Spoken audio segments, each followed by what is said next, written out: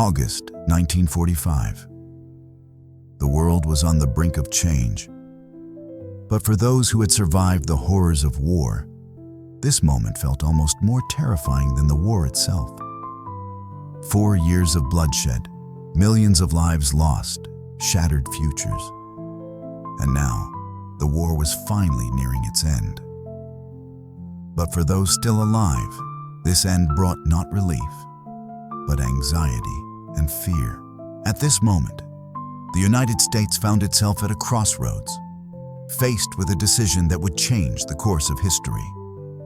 President Harry Truman, standing before this choice, was cornered.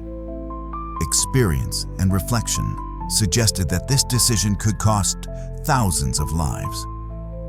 But political pressure and the unimaginable threat of continuing the war forced him to make the call. Japan refused to surrender. Even in the face of catastrophic defeats, even as the Allies advanced to its shores, Japan stubbornly held its ground. It was expected that an invasion would result in millions of deaths on both sides.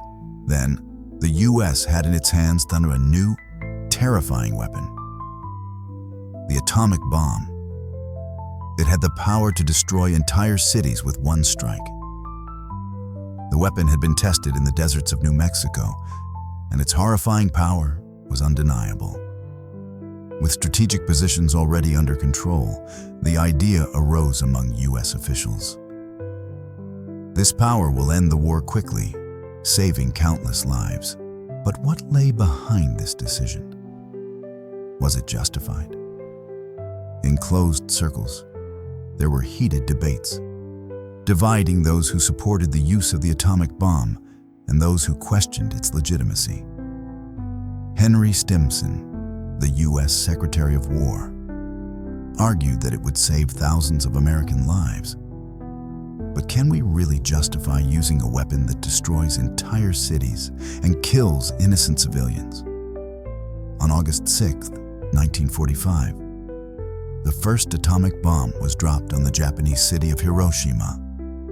The bomb, known as Little Boy, destroyed the city.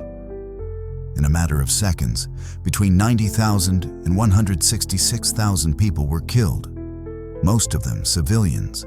The scale of the destruction was unimaginable.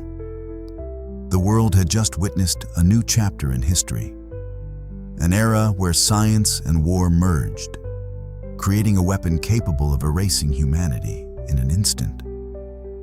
No matter how we justify or question this decision, the tragedy will remain in the memory of generations to come.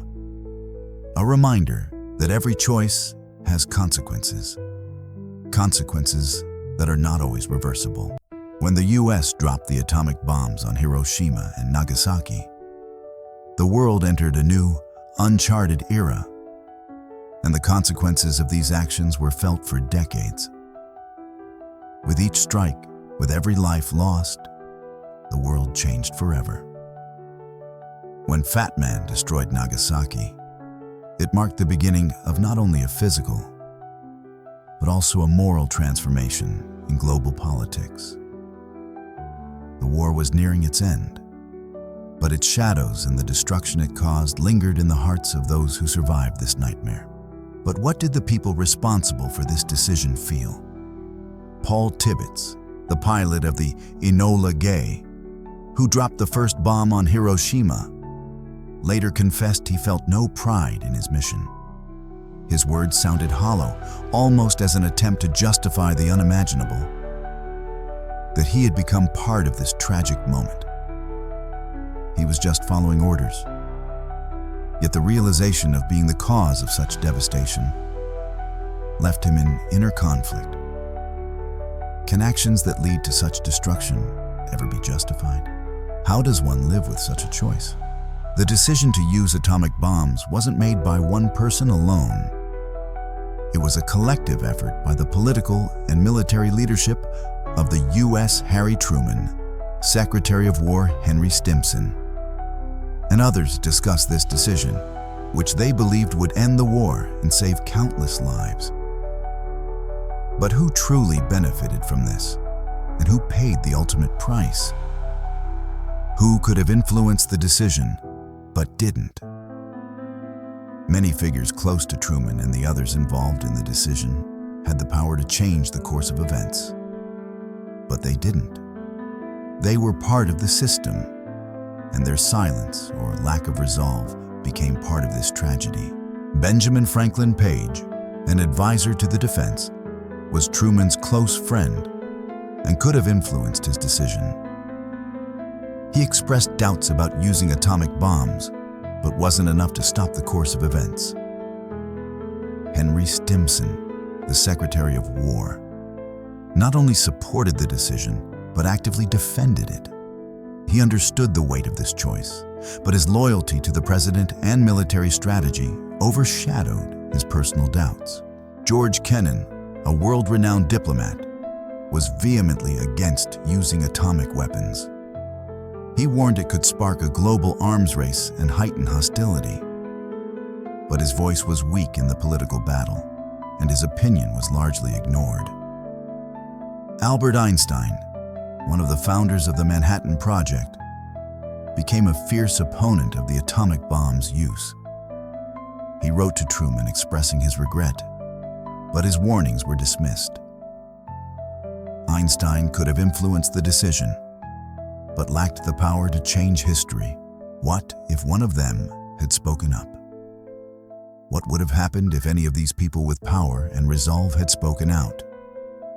What consequences would they have faced for their silence? How would history have changed if there had been an attempt to avoid this choice? The answers to these questions remain unclear, but one thing is certain. The moment when the decision to use atomic bombs was made was pivotal in the course of the war and the future of humanity. Responsibility for this choice lay with those who made it.